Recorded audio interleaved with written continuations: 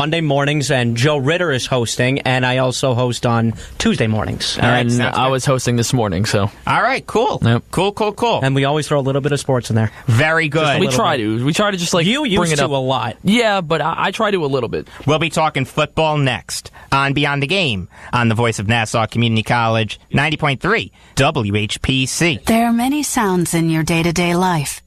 There are sounds that wake you up. Sounds that make you smile. Sounds that energize you.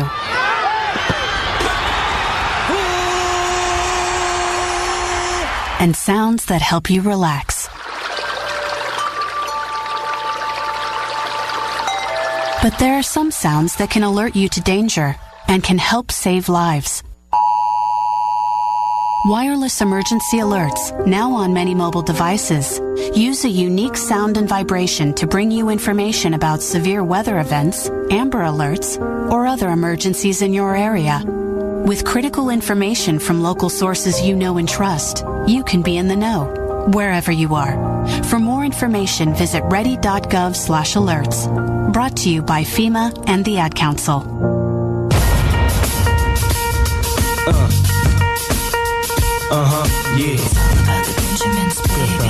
Hey, check it out. I'm gonna need you to turn up your volume. No. I'm supposed to say that. Come on. Hey, look, check it out. It's your guy, DJ Steph, the saucy man himself. Tune into It's Saucy, where I play nothing but hip-hop and reggae music. 1, 2, 3, hit me! Wednesday nights at 10 p.m. on the Voice of Nassau Community College on 90.3 WHPC. Listen! Those serving in our military, they're the difference makers. Separated from family, enduring hardships far from home, sacrificing for their country. Well, for those of us who support our armed forces through the USO, we get to make a difference too. Through the USO, we get to be the force behind the forces, connecting them to every comfort of family, home, and country possible. It's a good feeling to make a difference. Visit uso.org/force to learn how you can be the force behind the forces. Jacob Volk. Come on, children of the 50s! All right. It's Hattie Doody time! Bob Smith and Hattie Jacob, you honestly outdone yourself. Thank you! That was a really good one. Thank you. My mom really liked that one, and so did my dad. Oh, my God. You are the oldest 21-year-old I know. Thank you. Well, you look like you're 50. Thank you. I appreciate that. I take that with a whole lot of thank you. Sadness. You're listening to Beyond the Game on the Voice of Nassau Community College, 90.3 WHPC. We are live twice a week, Tuesdays at 5 p.m. and Fridays at 3 p.m. I am Jacob Volk. You can follow me on Twitter at RealJacobVolk. Sitting across from me, Dominick Arbolino, who you can follow on Twitter at Darbs5258. Eric Fischetti, who you can follow on Twitter at Sergeant Fish, and Nick Ornberger, who you can follow on Twitter at Nick Ornberger. Number to call if you have something on your mind is 516-572-7440.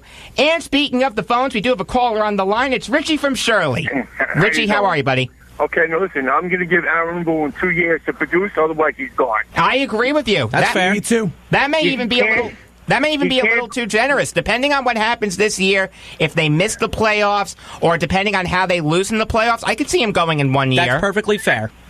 You know what, too, is you can't be always going to his computer sheet and You're right. doing this and doing that. He's got to have some gut in him, how he feels. You're 100% right. The best, like the old-time managers. You're right. Richie, you're 100% right. By next month. The best managers manage by their eyes. They manage by their gut. Yeah, the eye test. They don't do what a computer tells them to do all the time. Yes, it's great to supplement your decisions with data, but at some point you got to use your noodle and say, wait a minute, should I really be walking Josh Donaldson to get to Justin Smoke? I should have You mean the other night when Robinson he walked and had the bases loaded? Yeah, exactly. Oh my God! You know what, too? With the Kansas too, I'll keep playing this guy. See how he is. Just keep putting him in. If he's no good, get rid of him. That's it. I mean, I like how Boone used him yesterday. They were down 5-2 in the top of the ninth. They weren't coming back. His confidence is shot, though. It really is. To put him in a low-leverage situation, to try to get his confidence back a little bit, I thought that was a good move by Boone. But I agree with you, Richie. I am sick of Betances already. I am ready to trade him for a bag of baseballs. I'll tell you one thing. I can guarantee this. A-Rod's going to be the next Yankee manager.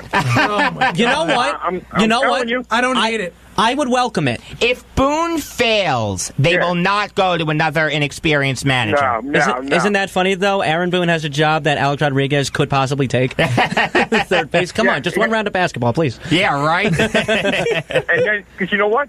A-Rod was with Cashman the other day. They were in spring training together. Talking, you went. A-Rod's a smart guy. A-Rod's a smart guy, but if Aaron Boone fails, it will be seen as an inexperienced guy can't manage the Yankees. They will go with either a coach or a former manager. They won't go with A-Rod. I would welcome A-Rod, to be honest with you. I wouldn't, to be honest with you. I wouldn't. Bring him in as a coach. I have no problem bringing him in as a hitting coach or something. Yeah, but you wouldn't take him as a manager, no? I would not take him as a manager. Call me old school, but I like it if you have a little experience under your belt. When Girardi was fired, I was screaming my head off for John Farrell.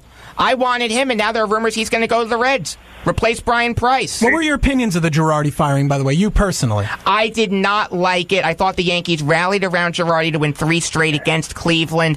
I thought they rallied around Girardi when they were down 2-0 against the Astros in the ALCS, only scoring 2 runs in 2 games. I think there was something happening behind the scenes that we didn't know about. I thought it was a huge mistake. I thought it was a huge mistake, too. It is way too early to judge Aaron Boone. Don't get me wrong. But the only thing, too, was with Cashman. That Cashman did not like Girardi, because they were always arguing all the time.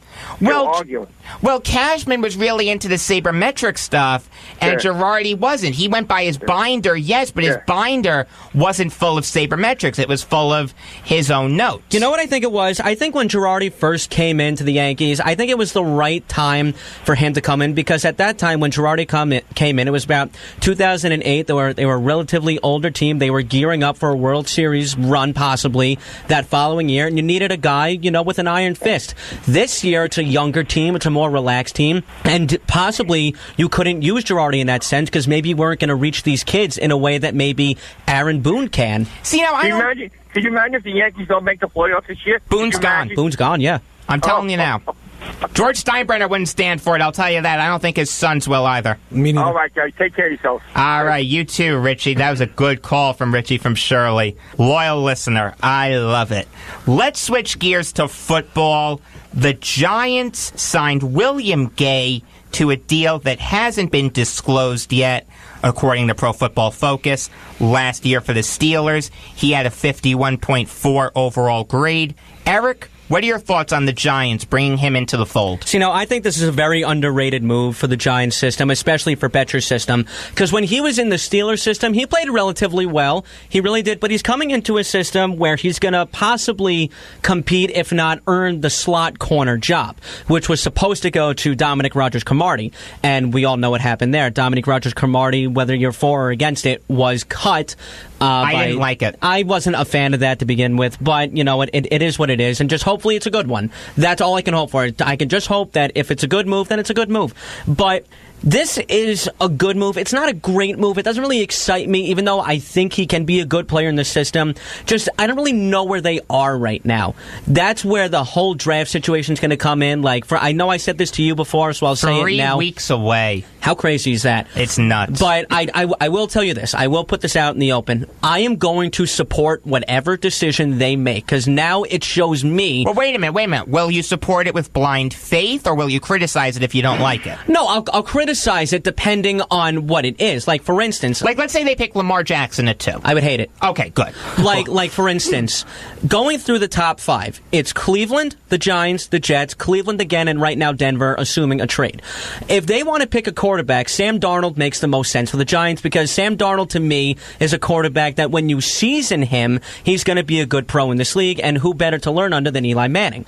So if they want to pick a quarterback, in specifically Sam Darnold, because I really do think that Rosen punched his ticket to green. I'm not even kidding. I hope so. Look, for the Jets' sake, I hope so too. You guys need a franchise quarterback. But if you want to pick Darnold at 2, I'm going to say to myself, okay, they're in for the rebuild. All right, let's do it. Hopefully Darnold's going to be good. I'm not going to expect much. If they want to pick Barkley or Chubb, I'm going to be like, all right, they're in it to win now. This better be a good season. I expect playoffs. I mean, I'll tell you, it's not crazy to think that the Giants can finish with a 500 season. It's not. And that won't get you the playoffs, but it will satisfy the Giant fans who were screaming bloody murder after a 3-win season. And rightfully so. And it's an improvement, of course, obviously, as we all know. But, you know what? I want to go back to William Gay real quick, because I think this is a very good move for the Giants. I think, they needed to fill a cornerback hole, and he's a veteran player, which obviously we know. Me and Eric both care about veteran presence a lot. Todd Bowles doesn't. But yeah, Mike McCagnon doesn't. Well, you know what? Those moves are different. But when you look at it, Janoris Jenkins, and then you're having Eli Apple. Yeah. It's looking like he's going to get the second chance, which, let's see. Let's see if this turnout can happen. But he's got a clean slate right now, so let's just hope that's a really good thing. You know what? Gettleman and Shermer seem to be cleaning up the organization. Maybe Eli Apple does deserve a second chance. I like William Gay a lot. I've always liked him. He's been a solid corner in this league for a long time. While his grade isn't that great, he's been a solid player for a long time. Veteran presence again, Dominic, as you hit on. I like the move for the Giants. And Eric, you brought up the draft. I want to say what I would do if I was the Giants, and then you'll tell me if you like it or not. Yeah, go ahead. I would pick Chubb at 2.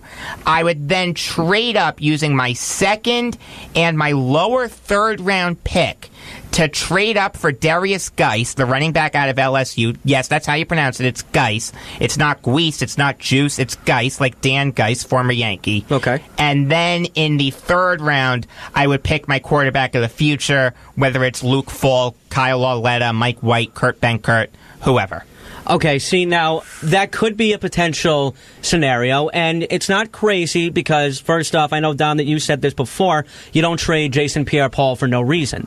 And I see every side of that. But I see different sides of it. It's not crazy to think that, but to me, this quarterback class is so deep, specifically in the first round, when you have Darnold, Rosen, Mayfield, and Allen. Those are like the big four right there. They're the 4 highest-ranked quarterbacks in a decent amount of time. I forgot when the last time. Probably 2004? I mean, I'll tell you, I wouldn't pick Darnold in the first round if I needed a quarterback to contribute right away. If you're a team like the Giants, a team like maybe the Bills, depending on how you think of A.J. McCarron, the Dolphins, depending on how you feel about Ryan Tannehill, the Cardinals, depending on how you feel about Sam Bradford, that makes sense for Darnold.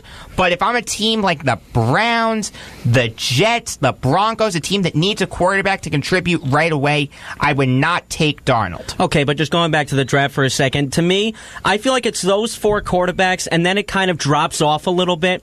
But with the exception of the running back class, it doesn't go from Barkley and then that's it. The running back class is deep also. It's Barkley, I like Geis, I like Michelle, I like Chubb. So those you like Ronald Jones at USC? I forgot Ronald Jones, thank you. Love Ronald Jones. I like him too. But the thing is, with Chubb, it's him and then it falls off. You don't like Marcus Davenport? I think that he's I've got a mid-first round grade on him. This is going to sound awful. He's a downgrade from Chubb. Oh, of course he is. But But if a team took him in the mid-first round, that's I wouldn't a good be pick for upset. them. Yeah, I wouldn't absolutely. be upset. And then you got Rasheem Green, who I thought was a third-round prospect. I could see him going to the second round. Arden Key is kind of a tweener. You don't know where he's going to play. I'm talking talent, though, which I assume you are also. Oh, of course. Yeah, but honestly, basically, it all depends on what they do with number 2. If they move back, like if they trade with somebody, and I know that you said it before, I wasn't opposed to it. I was going into it with an open mind, but I would not trade back with the Bills. And especially right now. Really? I would not trade back with the Bills right now because you might not get as much right now as you would on draft day. Because on draft day, that's when teams get desperate. That's when teams get very, very desperate. But what if you get 12 and 22 right now? If you get 12 and 22 right now, that's great. But what about on draft day? You get 12, 22, a future draft pick, and a player. Think about this. It's when teams get desperate. I see what you're saying. This is the craziest scenario I thought of, but like I wouldn't say it's very possible, but it's something that could be out there where, all right, say that they do that trade with the Bills, right? They get those 2 first-round picks. Think about what kind of team is in need for a wide receiver. Who the Giants want? The Giants are looking to get rid of a wide receiver, possibly. It's been rumored out there. Schefter said the talks are real. So, and who has 2 first-round picks that is trying to would be willing to get him? New England. New England. Yeah, but there was a report that came out after they traded Brandon Cooks that they don't want that. No, I personally, I really don't think it's going to happen. But this is just a crazy scenario. But imagine just like that. It's not crazy.